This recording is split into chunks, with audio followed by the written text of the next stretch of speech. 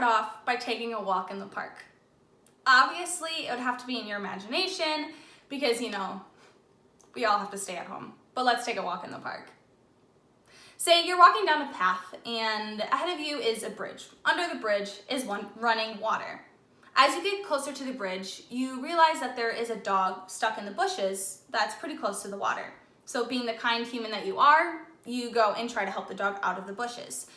As a dog's natural reaction when in fear and when approached by strangers, he gets a little defensive and might even try to get away from you. The dog eventually works its way out of the bushes, but jumps into a bigger dilemma, which is the running water. So you jump in after the dog to try to save it. And as you catch up to it, the dog is still non-trusting of you and it's still a bit of a struggle, but you eventually are able to lift the dog up out of the water and the dog realizes, oh, this human's trying to save me. So then you're able to bring it to dry land and the dog realizes that you're not so bad. So where am I getting at with this tragic dog story? In this analogy, who do you think you are and who do you think God is? Are you the one trying to save the stubborn dog, or are you the stubborn dog yourself? The correct answer to this question is you are the stubborn dog, and God is the kind human just trying to save you. Today, I'm going to be speaking about trust and how we need to have a strong relationship with God for us to be able to trust Him. From being on this earth for 2 whole decades, I have learned that it is almost second nature to fully trust those who you are close with, and even have a stronger trust of somebody if you love them. The first part of James 4:8 says, "Draw near to me and I'll draw near to you."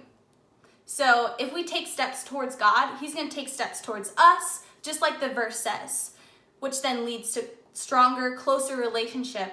And then that automatically leads to trust and it naturally begins to form. If we don't know the characteristics, intentions, or the heart of God, of course we aren't going to trust Him. Just like in the story at the beginning, if the dog knew who you were, he would have known your intentions. He would have allowed you to help him and everything would have been easier for everybody and he probably wouldn't be soaking wet right now. When we're close to God and have that close, intimate relationship with Him, we begin to understand His heart and what He has for us. We begin to not be so hesitant to put our life in His hands because we know that He knows what He's doing and He's going to only set us up for the best that He has for us. Proverbs 3:5 says, "Trust in the Lord completely and do not rely on your own opinions. With all your heart, rely on Him to guide you, and He will lead you in every decision that you make." When we trust God and not follow our own ways, then our eyes are more open to see the path that God has for us. We are able to not be so stubborn, and we can make God's plan for our lives run just a little bit more smoother. God is constantly chasing after us. In the times when life is going great and we're sailing high above the water, He's chasing after us. And when we jump into the water and we feel like we're drowning and overwhelmed by life, He's still chasing after us, even when we're stubborn and we still don't trust Him.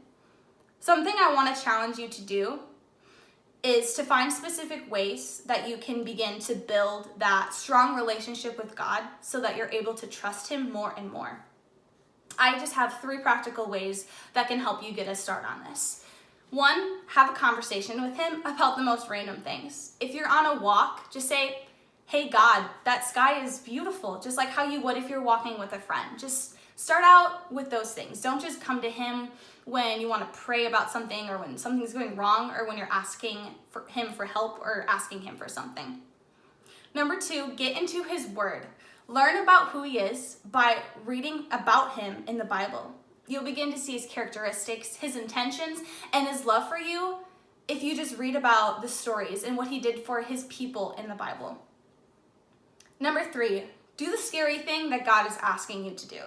God has shown me over and over again that I just need to trust Him and not stress about things I have to do or the way my life is going because God is in control and He's only interested in the best for us.